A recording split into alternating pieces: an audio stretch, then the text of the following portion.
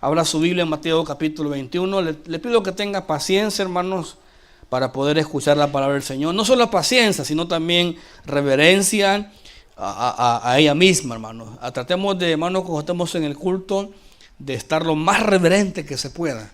Lo más reverente que se pueda. ¿Sabe por qué? Porque cuando usted está en el servicio devocional, hermano, usted está hablando, Dios, quiere conectarse con usted, ¿verdad? Y usted necesita estar conectado con ese Dios, ¿verdad? Pero por eso es que Dios le exige lo que se llama la reverencia, la reverencia. Así que necesitamos estar lo más reverente, hermanos. Eduquémonos en el momento que estamos oyendo la palabra.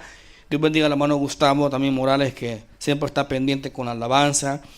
Y fíjese que ayer me dijo un señor en el bus, me dice, ayer me dijo, el culto estuvo bien. Miren los amigos cómo escuchan, iban en el bus, qué cultazo tan alegre tuvieron el domingo, que me daban ganas de estar con ustedes. O sea, los amigos, hermano. O sea, por eso es importante que inyectar vida en la alabanza y la predicación. No solamente venir a hacer bulla, sino simplemente inyectar vida, transmitir vida espiritual a aquel que está perdido, sin Dios y sin esperanza. Bueno, vean Mateo capítulo 21, versículo 33. Yo quiero hablar acerca de, hermanos, de los siervos, los siervos que fueron apedreados y el último que fue muerto. Oíd esta parábola, hubo un hombre, Mateo capítulo 21, versículo 33. Oíd esta parábola, hubo un hombre, parte de familia, el cual plantó una viña. Ve ahí la palabra una viña. La viña acá, hermanos, tiene un significado. La acercó de vallado. El vallado es importante, es como seguridad. Y cavó en ella un lugar, edificó una torre y la arrendó a unos labradores y se fue lejos. Y cuando se acercó el tiempo de los frutos, envió a sus siervos. Vean la palabra el tiempo de los frutos. Dice la Biblia, cuando veáis que la higuera comienza a reverdecer. Eso es interesante. Envió a sus siervos, a los labradores, para que recibiesen su fruto. Los resultados. Mas los labradores, tomando a los siervos, a uno golpearon, a otro mataron y a otro apedrearon. Envió de nuevo otros siervos, más que los primeros, e hicieron con ellos de la misma manera. Finalmente les envió a su hijo. Vean la palabra hijo, diciendo, tendrán mis respetos o reverencia a mi hijo. Mas los labradores, cuando vieron al hijo, dijeron entre sí, este es el heredero, venid y matémoslo, apoderémoslo de su heredad. Y tomándole, le echaron fuera de la viña y le mataron. Vean la palabra, y le mataron. Cuando venga pues el Señor de la viña, ¿qué hará a aquellos labradores? Les dijeron, a los malos destruirá sin misericordia y arrendará su viña a otros labradores que le paguen el fruto a su tiempo. Y Jesús les dijo, nunca leíste en las escrituras, ve ahí las escrituras, la piedra que desecharon los edificadores ha venido a ser cabeza del ángulo. Usted sabe quién es la piedra, hermanos, amén. Ha venido a ser la cabeza del ángulo. El Señor ha hecho esto y es cosa maravillosa a nuestros ojos. Por tanto digo que el reino de Dios será quitado de vosotros y será dado a gente que produzca los frutos de él. Y el que cayere sobre esta piedra será quebrantado, o sea, será humillado. Y sobre quien ella cayere, le desmenuzarán. Y oyeron sus parábolas los principales sacerdotes y los fariseos. Entendieron que hablaba de ellos.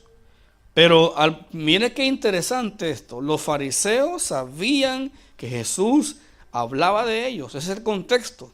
Ellos entendieron el lenguaje de Jesús. Pero al buscar cómo echarle mano, temían al pueblo porque éste le tenía por profeta. Más adelante hay una parábola también que es la parábola de las bodas. Y yo quiero el otro viernes explicárselas, hermano.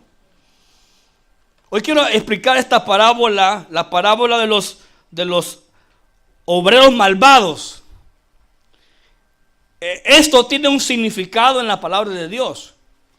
Esto no necesita, hermano, que usted sea un teólogo para entenderlo. Esto es sencillo, que claro, con la dirección, la guianza del Espíritu Santo, es fácil de entenderlo. Ahora, Dios en el Antiguo Testamento le prometió a Israel que levantaría de entre ellos profeta. Y no solamente se refería a nuestro Señor Jesucristo como Señor, como sacerdote, como profeta, como rey. También prometió que levantaría reyes y profetas en el Antiguo Testamento con propósito. ¿Cuáles eran los propósitos de levantar profeta? Era que el profeta acercara a los hombres con Dios. El mensaje del profeta era que el pueblo de Israel se volviera del mal camino.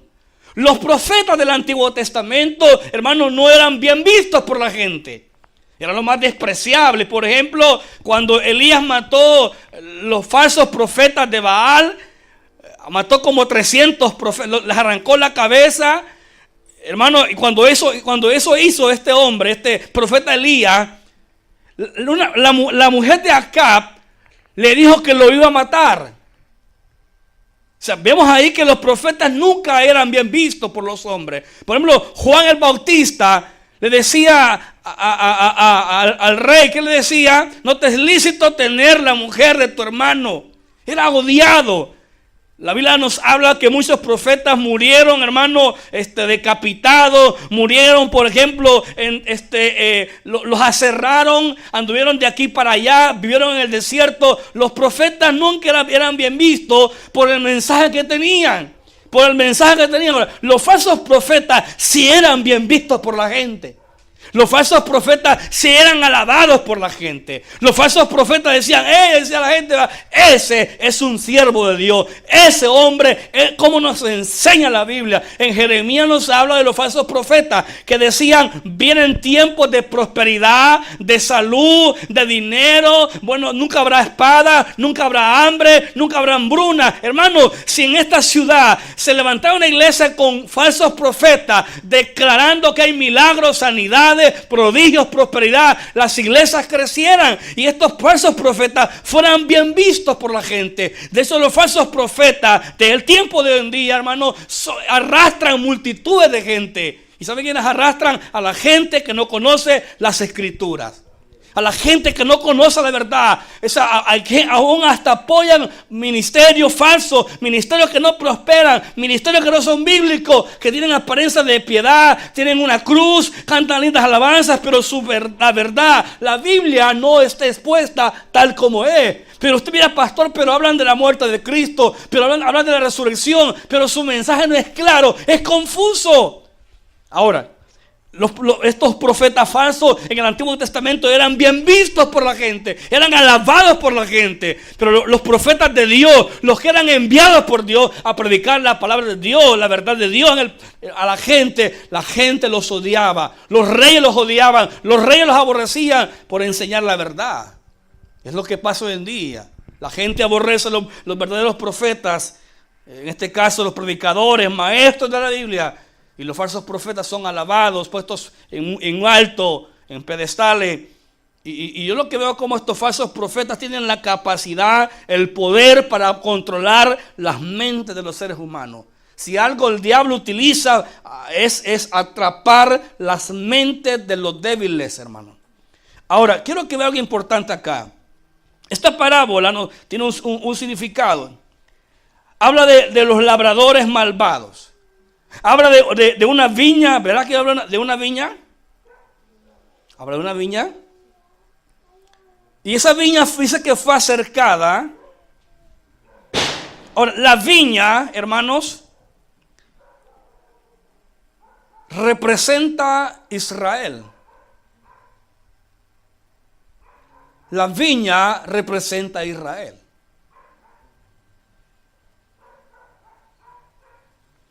¿Y quién edificó quién plantó esa viña? Dios.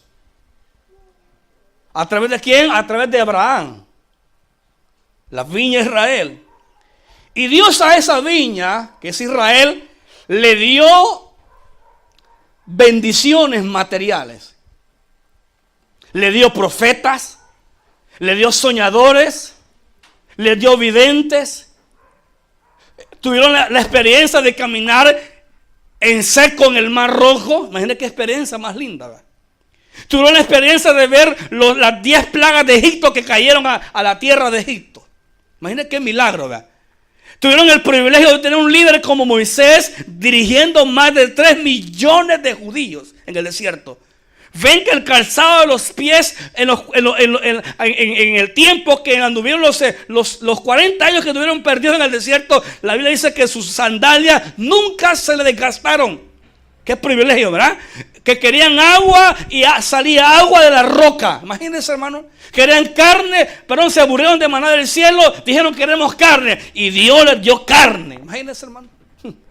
¿Vea? Que decían, vea, que tanto sol hace de día. Les puso una nube para que los cubriera del sol. En la noche decían que oscuridad. Les puso una columna de fuego. Imagínense qué bendición, ¿verdad? O sea, y siguieron quejándose. Siguieron quejándose. O sea, siguieron quejándose todo el tiempo. Entonces, la viña es Israel. La viña representa al pueblo de Israel. Dice que vea para la otra parte como dice, la acercó de vallado. Esta parte aquí es importante. Le dio protección. Dios a Israel, desde que la eligió como nación, Dios se propuso proteger a Israel. Dice la Biblia dice que Israel es la niña de los ojos de Dios. Y todo aquel que se metiera o le hiciera daño a Israel, Dios pagaría caro el daño que ellos harían contra la nación de Israel. Porque la protección más segura que tiene Israel o ha tenido Israel es Dios. Es Dios. Por eso dice que no se dormirá, dice, ni se adormecerá el que guarda a Israel. Qué importante. Fíjense que los judíos no oran para que Dios los guarde. Porque aquel se ha comprometido a hacerlo. Usted no necesita, hermano, Señor, guardame, bendecime. Dios se ha comprometido a hacerlo. ¿Cuándo? En su tiempo. Sí. Se ha comprometido en su tiempo. Esperamos ser comprometido y en su tiempo Él lo hará. Ve a ver si la otra parte, ¿cómo dice? Dice que una torre y la arrendó a unos labradores y se fue lejos. Se fue lejos. Y cuando se acercó el tiempo de los frutos, envió a sus siervos a los labradores que recibieran sus frutos. O sea, en otras palabras, el dueño de la viña hizo esto. Mandó a los siervos a recoger el fruto. En este caso, ¿quiénes son, hermanos? Los siervos, los profetas. Hablemos de Moisés, hablemos de Elías, hablemos de quién más, de Eliseo, de Isaías, de Jeremías, profetas. Y Dios mandó a estos hombres y los mandó de tiempo en tiempo. Primeramente les manda a un profeta. ¿A quién fue el primero que les mandó? A Moisés. A Moisés. ¿Cuál fue el último que le mandó antes de Cristo? Juan el Bautista, el profeta a Israel.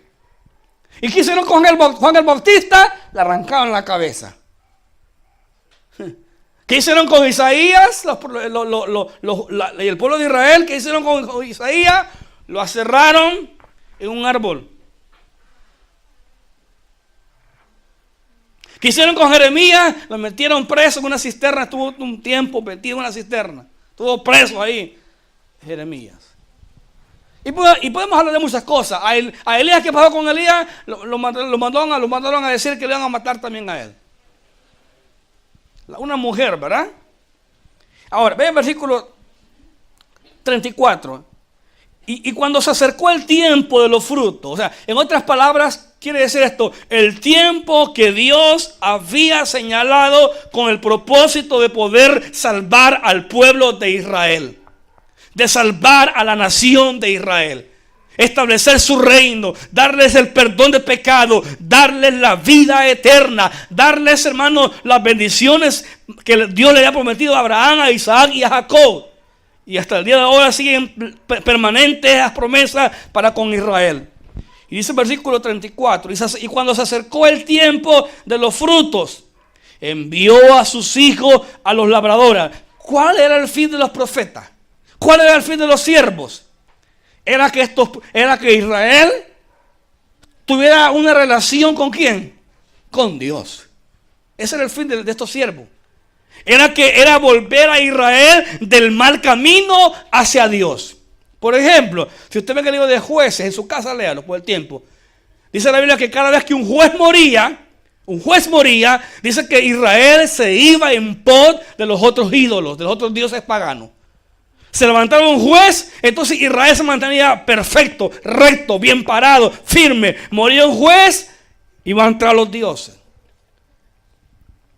Ahora, hermanos, ve el versículo como dice: envió a sus siervos, a los labradores, para que recibiesen su fruto. Mas los labradores, tomando a los siervos. ¿Quiénes son estos labradores, hermano? ¿Quiénes cree usted que son estos labradores? No es Israel. Son los líderes espirituales de Israel. Quiero decirle una cosa que nunca se los he dicho, porque yo con usted voy despacito, ¿verdad? Jesús siempre buscó gente, y de eso Jesús era criticado, ¿verdad? Porque le decían: este se sienta con prostitutas y borrachos a comer, ¿verdad? Jesús nunca buscó, hermanos, a los líderes espirituales para evangelizarlos. Siempre buscó gente de ese tipo. Y cuando habló con ellos era para confrontarlos cara a cara. Si usted ve en Mateo capítulo 23, les dice: hay vosotros hipócritas, fariseos. Les habla un montón de cosas Jesús. Siempre que Jesús habló con los líderes espirituales de Israel, no les habló para evangelizarlos, les habló para desenmascararlos, hermanos. Que ponían yugos que ni sus padres podían llevar. Imagínense qué terrible, ¿verdad? ¿Sabe usted que la gente religiosa es aquel que dice hagan y no hacen? El religioso es aquel que vive de apariencia de piedad. Aquel que exige que otros cambien, pero no ha cambiado para nada. Ese es religioso. Aquel que está enfocado en los errores de los demás, ese es religioso. Aquel que está acusando, juzgando, condenando, ese es religioso. Vea lo que dice Romanos. Esta idea es un estudio bíblico, así que vamos a Romanos. Así que mantenga su Biblia abierta, Romanos. Romanos capítulo 2, versículo 17. Doy gracias a Dios, hermano, porque usted siempre trae su Biblia a la casa del Señor. Hay iglesias que ya no usan la Biblia, usan el teléfono, pero yo me gusta más, hermano, la antigüedad, la Biblia. Me gusta más el papel en la mano. Mire cómo es la característica de un religioso. Romanos 2, 17. He aquí tú tienes sobrenombre de judío. Está bien, ¿verdad? Eres judío. Y te apoyas en la ley, le dice el apóstol Pablo a los israelitas. Y te glorías en Dios. ¿Por qué te glorías en Dios? Porque eres judío. Y conoces su voluntad, o sea, la ley. Instruido por la ley, apruebas lo mejor. O sea, tienes discernimiento, sabes lo bueno y lo malo.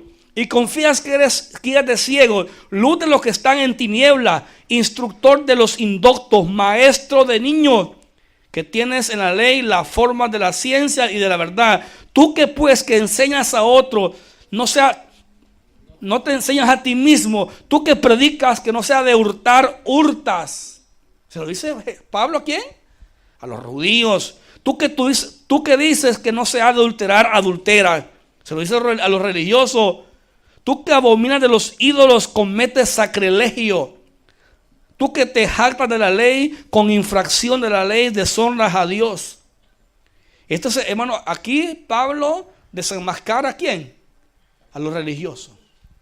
¿Qué le dice? Tú dices que eres maestro. Tú dices que estás en contra del adulterio y eres un adúltero. Tú dices que eres un no hurtas, pero tú hurtas. Tú dices que es pecado sacrilegio, pero cometes sacrilegio. ¿Sabe qué, hermano, sacrilegio? Tocar las cosas sagradas que son de Dios. Robarse cosas que son consagradas a Dios. Eso es un sacrilegio, hermano. O sea, tocar cosas que le pertenecen o han sido dedicadas a Dios. Entonces vemos aquí el corazón de un religioso. Jesús nunca Jesús nunca llamó a los, espero no cometer una herejía, pero nunca Jesús habló con esta gente. Simplemente les confrontó, les dijo quiénes eran en verdad. Los desenmascaró. Dice, tú que enseñas, no te enseñas a ti mismo. Eso es un religioso, hermano. Y estos abundan en las iglesias. Hay mucha gente así, hermano, que es radical, ¿verdad? Ahora, vemos el versículo 34, como dice, hermano, ¿no se me están entendiendo? Va. Dice el versículo, más los labradores. ¿Quiénes son los labradores en este contexto? ¿Quiénes son? Los líderes espirituales. Pastor, ¿dónde está eso? Vea el versículo, por favor, versículo 45. Léalo. Oyendo sus palabras los principales. ¿Qué dice? Sacerdotes. ¿Quiénes estaban ahí? Estaban los sacerdotes de Israel. Estaban oyendo. Y los fariseos. ¿Quiénes son los fariseos? La palabra fariseo quiere decir separados. ¿Entendieron? Miren, eran listos, ¿verdad? Dijeron, este por nosotros lo está diciendo. O sea, este tipo por nosotros lo está diciendo. Y así era cierto. Por ellos era, hermano. Por ellos era. Por ellos era. Mire. Hermano, es que la gente religiosa, hermano, no es creyente. El religioso no es creyente. El religioso simplemente es alguien que practica X religión, pero su vida es otra. ¿Qué dice el versículo 35? Más los labradores tomando a los siervos. ¿Quiénes son los siervos acá? Los profetas. A uno le golpearon, a otros mataron y a otros apedrearon. ¿Será que los profetas fueron apedreados, hermanos? Sí. ¿Será que los profetas fueron apedreados, matados? La mayoría de ellos fueron muertos, hermano. ¿Sabe por qué? ¿Sabe quién mató a los a los profetas verdaderos de Dios? Los mató de religión. Los religiosos. Ellos decapitaron ¿a quién? A los hombres de Dios. Jeremías predicó mucho tiempo la palabra de Dios. Israel no se convirtió. Isaías igual. ¿Vea? Siempre los profetas estaban llamando a la gente al arrepentimiento, a volverse a Dios, a volverse al mal camino. Aún les decía, escudriñemos nuestros caminos y volvámonos a Jehová, les decían los profetas.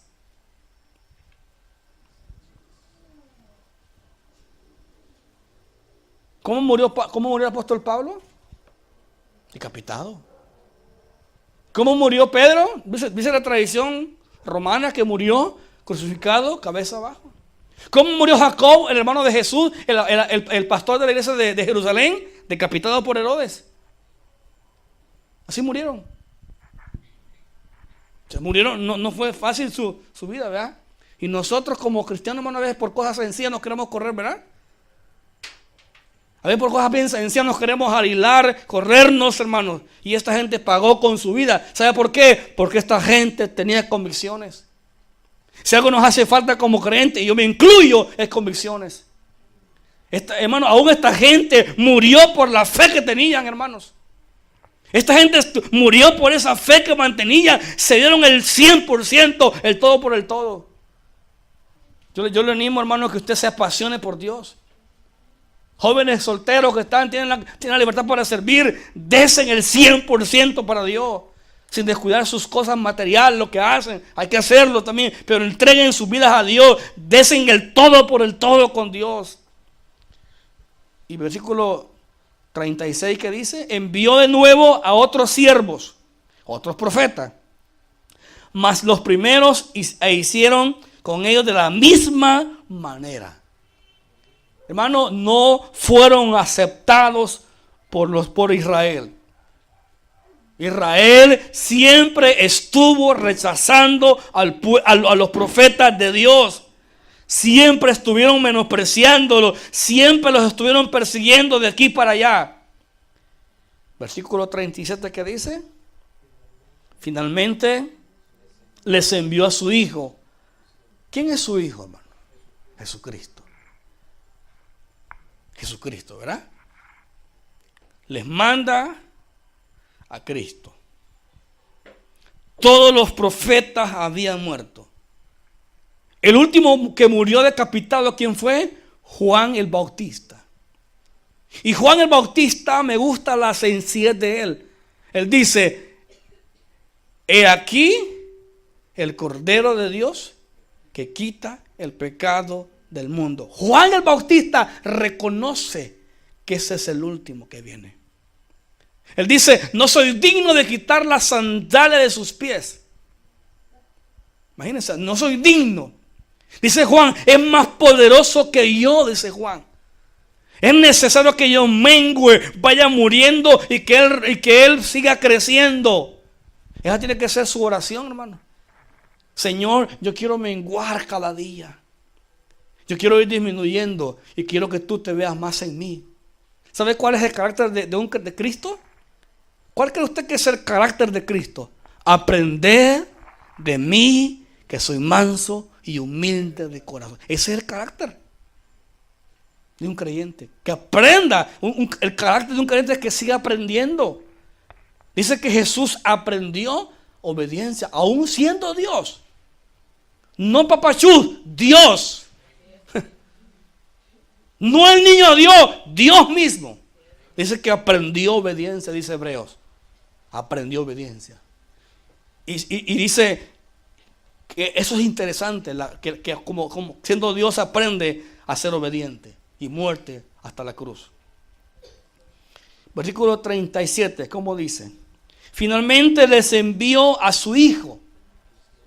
Ahora, ¿quién es ese hijo, hermano? Jesucristo. ¿Qué quiere decir Cristo? El Mesías. El enviado. Les manda a su hijo. Ahora, Cristo nunca fue creado. Cristo es Dios. Como dicen los testigos de Jehová que Cristo fue creado. No, Cristo es Dios. Y es Dios sobre todas las cosas. Sí, en Él y por Él fueron todas las cosas creadas. Sí, es Cristo. El Hijo de Dios. Él se hizo hombre. Se encarnó. Nació en una mujer llamada María. Una mujer judía. La Virgen María. Una mujer de Dios. Una mujer que ninguna de las mujeres se parece a ella. Que dice el versículo 37, finalmente les envió a su hijo, diciendo tendrán respeto a mi hijo. Esta palabra respeto a mi hijo quiere decir, le van a reconocer que él es mi hijo. Que le van a reconocer que él fue declarado por las escrituras, por los profetas. Jesús dijo en cierta ocasión estas palabras. Vosotros escudriñad las escrituras. Y os parece que en ellas tenéis la vida eterna. Se lo dice Jesús a los judíos, a los religiosos. Y las escrituras, todas ellas, desde Génesis hasta esta escritura, todas dan testimonio de mí. En otras palabras, esto, si me quieren conocer,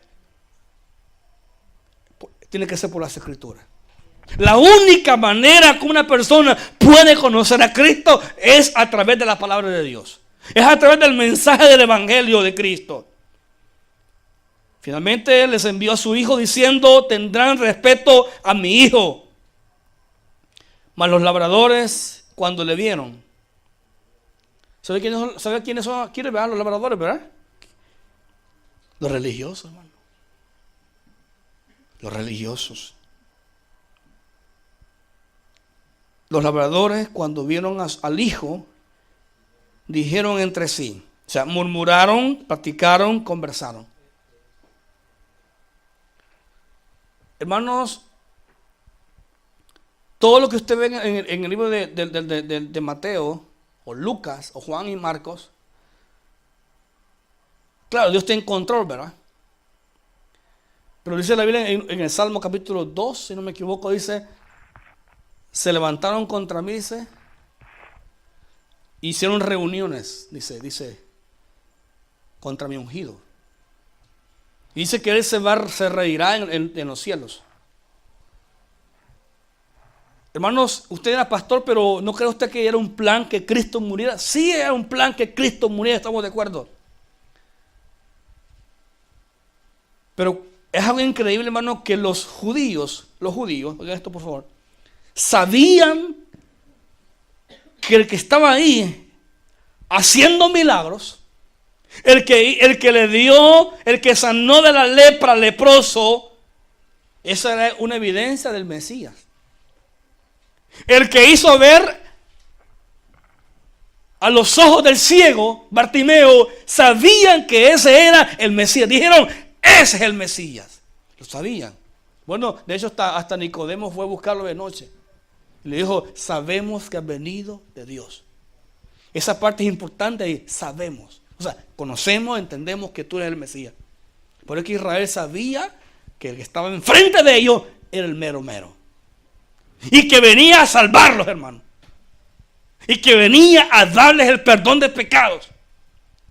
Y que si Dios decía, sí, te aceptamos como Dios y como Mesías, en ese momento se establece el reino. Y sus enemigos hubieran sido destruidos. Vean Romanos. Ay, disculpen que estamos muchos versículos aquí. Pero me interesa más lo que dice la Biblia, no tanto lo que digo yo, ¿verdad?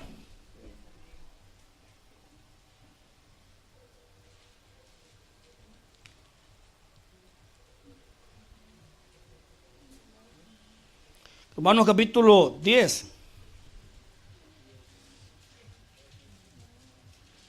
Capítulo 10, versículo 1. Dice, hermanos, le habla creyente, pero hermanos ahí.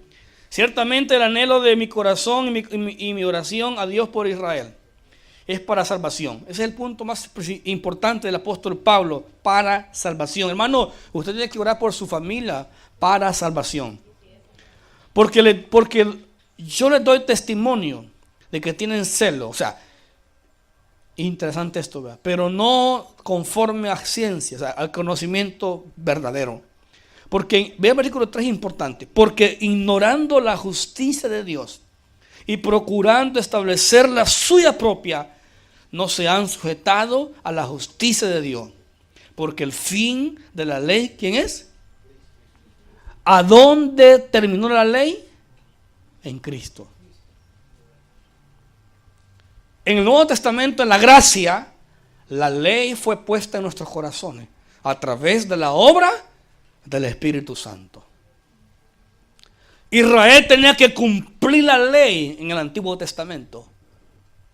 Hoy se vive una vida dependiente de Dios para hacer la voluntad de Dios. Y mientras más conozco a Dios, más hago su voluntad. Mientras más le temo a Dios, más hago su voluntad. Mientras más le conozco a Él, quiero serle más agradable a Él. Eso es lo que. El versículo 3 me importa en este momento. ¿Qué hizo Israel?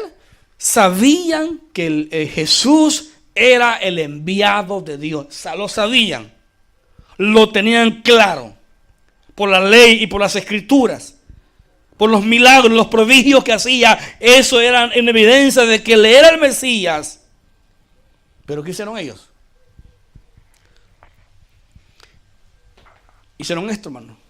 Dieron esto. Tú eres el Hijo de Dios. Tú eres el Mesías, sí. Pero ¿sabes qué?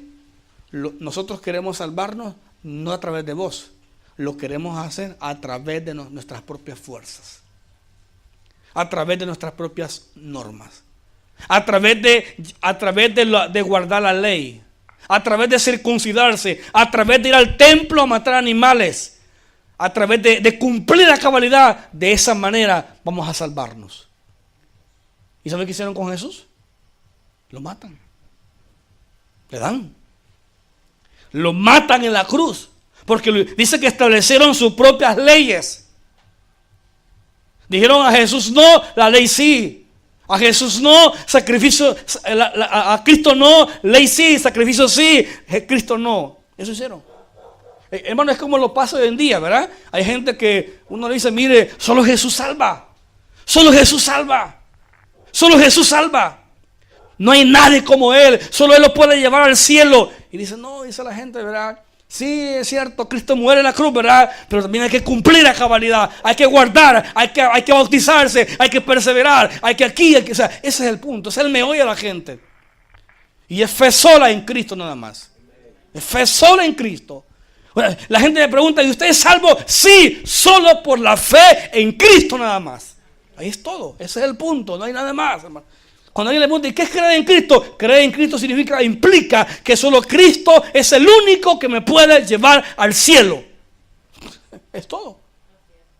Y no necesita usted hacer algo más para solamente poner fe en Cristo. De corazón, claro, ¿verdad? De corazón. Vamos, Mateo, ya voy a terminar. Entonces la gente rechaza al Mesías. Es lo mismo que pasa hoy, hermano, hoy en día. La gente cree en Dios a su manera. La gente sigue a Dios a su manera, ¿verdad? Pero en verdad lo rechazan.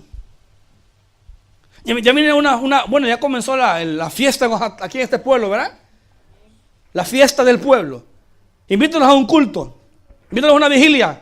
Invítalos a un culto evangelístico. La gente dice, no, ahí está peligroso, no hay tiempo, estoy ocupado. Pero invítalos a la fiestón, hermano. Todo el mundo tiene tiempo para la fiesta. Todo el mundo camina, no importa las horas, no importa el tiempo, no importa los peligros. La gente le gusta porque no quiere nada con Dios. ¿Sabe una cosa? Y voy a decir una cosa fuertemente. La iglesia tradicional ha hecho dos cosas. Si quiere apúntelas en su corazón. Ha alejado a la gente de Dios. Ha alejado a la gente de Dios. Y los ha engañado.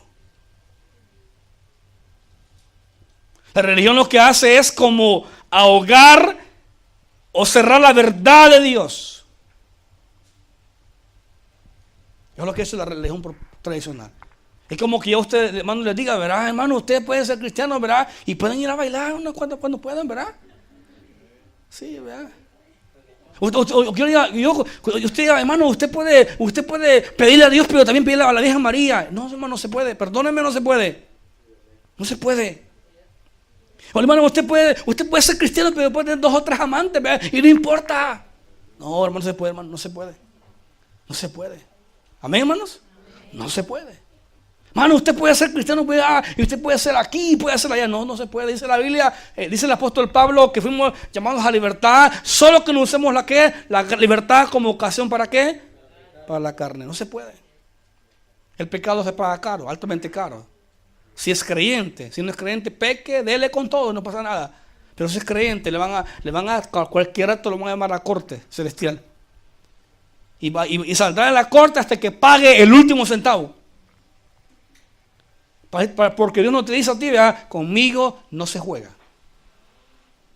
Tú eres mío, es de mi familia, pero tengo que disciplinarte por amor. ¿Ves la otra parte cómo dice? Mas los labradores, cuando le vieron al hijo, que decían entre sí, este es el heredero, vení, matémoslo. Esa fue la planificación de ellos. Apoderémoslo de su heredad. Y tomándole, le echaron fuera de la viña, o sea, de Israel. ¿Y qué hicieron con él? Le mataron, lo colgaron.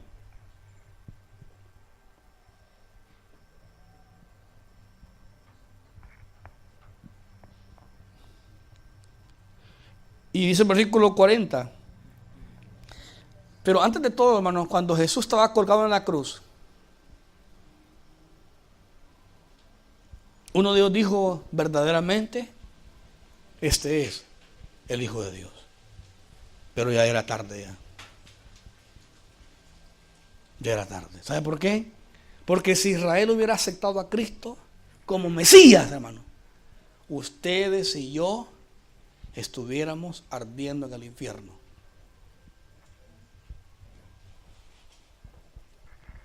Eso estuviera pasando. Si Israel hubiera aceptado a Jesús como Mesías, hermano, el reino se establece en la tierra como al principio. Y la tierra se volviera perfecta como en la antigüedad. Y le dijo el versículo 40, cuando venga pues el Señor de la viña, ¿qué hará a aquellos labradores? O sea, a estos líderes. Hermanos, después que Cristo murió en la cruz del Calvario, hasta el día de ahora, Israel no vive en paz. ¿Sabe por qué? Porque tuvieron frente a frente al Hijo de Dios. Tuvieron cara a cara al Hijo de Dios. Hasta el punto que un irrespetuoso le pega una bofetada en la cara. Y le pregunta, ¿quién te pegó? Hasta el punto que no le escupió en su cara. Imagínense, póngase ese cuadro, hermano. O sea, lo tuvieron cara a cara al Hijo de Dios. Hasta el punto que dijeron, crucifíquenle. Hasta el punto que dijeron, vea, a Barrabás y no a Cristo. Así es la gente hoy en día, hermanos. Vamos al mundo, vea, no, Cristo no. Cristo que espere más tiempo. Cristo puede esperar más. No, hermanos. A veces no.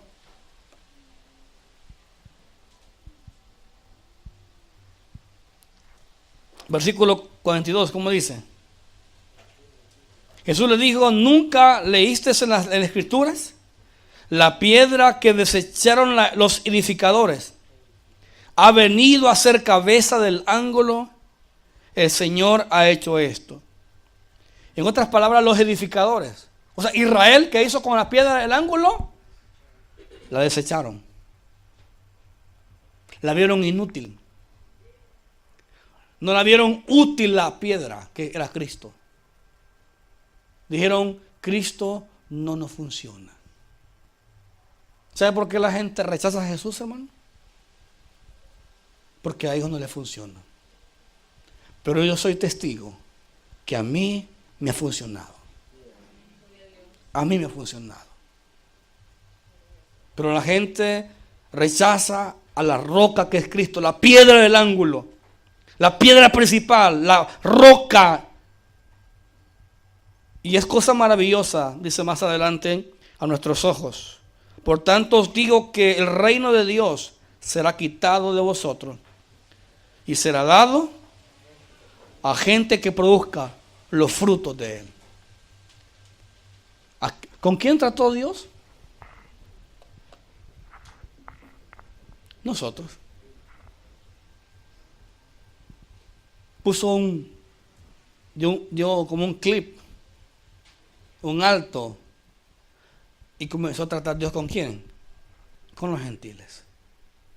Por eso fue que después en Mateo 28 dice, vayan a todos. Fíjense que es increíble, espero que no se vaya a confundir. En Mateo 10 dice, vayan a la casa de Israel. Pero en Mateo 28 dice, vayan a todo el mundo. Porque ya el mundo, Israel lo rechaza. Él dice ahora, vayan a las naciones. Y busquen, vea, hay un pasaje más adelante que quiero compartir.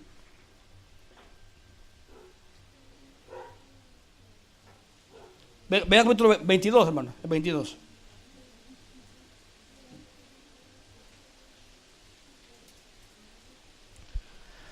Versículo 7, al oír el rey se enojó y enviando a sus ejércitos destruyó a aquellos homicidas y quemó su ciudad.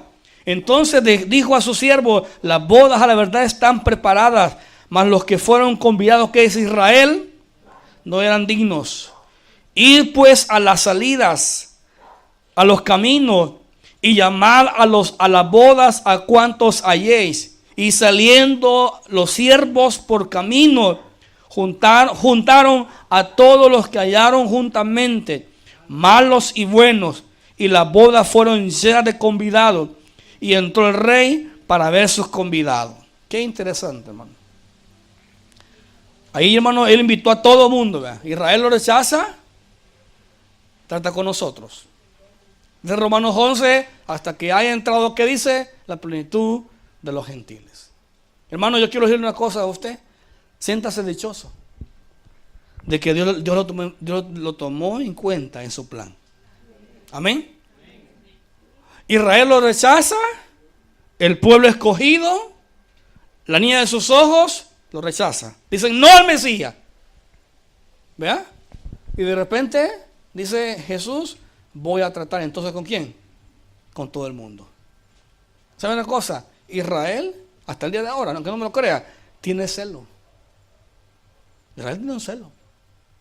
Porque los gentiles han entrado en el camino del evangelio. Y ¿sabe una cosa? Dios, hermano, va a tratar con Israel. ¿Sabe cuándo? En el periodo de la gran tribulación. Pero yo me siento dichoso, hermano, que Él pensó en mí. Te damos gracias, Dios. Gracias por tu palabra. Gracias, Señor, porque hoy aprendí algo interesante en esta historia bíblica, esta parábola, Señor. Que hay un momento, Señor, que usted mandó tantos profetas, predicadores, a predicar tu palabra a las naciones, a los pueblos. Pero Israel, Señor, tuvo la oportunidad, el privilegio, tuvo, Señor, la bendición de poder recibir al Mesías. Por eso dice la Biblia: cerca de ellos estuvo la palabra de Dios. Cerca de ti está la palabra, en tu boca y tu corazón. Israel simplemente hubiera dicho: sí, aceptamos a Jesús como Mesías. Tú eres el enviado de Dios. Tú eres el gran yo soy. Tú eres Adonai, tú eres Jehová, tú eres Dios mismo. Te recibimos hoy. Y en ese momento se hubiera establecido el reino. Pero tú, Señor, vistes eso en el corazón de ellos. Y pasaste el reino ¿a quiénes? A los gentiles. Y gracias, Señor, porque gracias porque me tomaste en cuenta. Gracias porque me tomaste en cuenta, Señor, en ese plan. No lo merecía, era indigno, claro, pero tu gracia es gracia, Señor. Padre, quiero pedirte algo, fue un favor, Señor. Ruego en tu nombre que esta iglesia, Señor, aprenda, Señor, a valorar, Señor, ese sacrificio, pero a valorar, Señor, también el que tú nos tomaste en cuenta en ese plan, Señor. Es increíble, Padre, que tú te fijaste en mí, en este miserable pecador, en este hombre que nadie daba un 5 por él. Y tú te fijaste, Señor. Enséñame a valorar eso. Enséñame, Señor, a ser agradecido, Señor. A ser agradecido. A ser agradecido. A ser agradecido, Señor. Padre, que tú seas, Señor, el valioso en mi vida. Que yo valore tu sacrificio. Que yo valore, Señor, que es increíble que la nación de Israel, Señor, dijeron no a Jesús. Mejor mátenlo, crucifíquenlo. Claro, eran tus planes, Señor. Porque Jesús dijo: nadie me quita la vida, yo la pongo por ellos. Yo me suicido por ellos. Yo me doy por ellos. Y gracias a tu muerte, Señor, estoy aquí. Pero la otra parte sería, Padre, ¿qué hubiera pasado si Israel hubiera dicho sí? yo estuviera en grandes problemas, Señor. Yo sería un reo del infierno. Pero gracias, Padre, enséñame a mí y enséñale a los hermanos de esta iglesia a ser agradecidos, Señor. A ser agradecidos. A vivir agradecidos, Señor, por toda la eternidad. Porque pensaste en nosotros. ¿Por qué no le dice al Señor ahí donde está sentado, hermano? Dígale, gracias, Señor, porque pensaste en mí. No porque sea lo mejor, yo soy lo peor. Dígale que yo soy lo peor, Señor. Pero a pesar de todo, Señor, yo bendigo a Israel. Bendigo a la nación de ellos, Señor. Que gracias a ellos nosotros alcanzamos, Señor, la salvación. Gracias, Señor.